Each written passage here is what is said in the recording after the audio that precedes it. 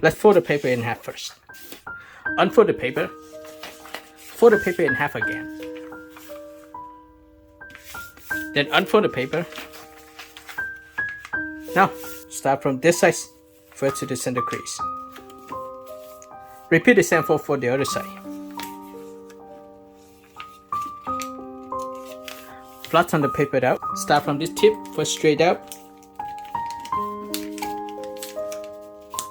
And fold the paper in half this way. Match this edge to this corner to create the wings. Repeat the same for the other side. And here you go.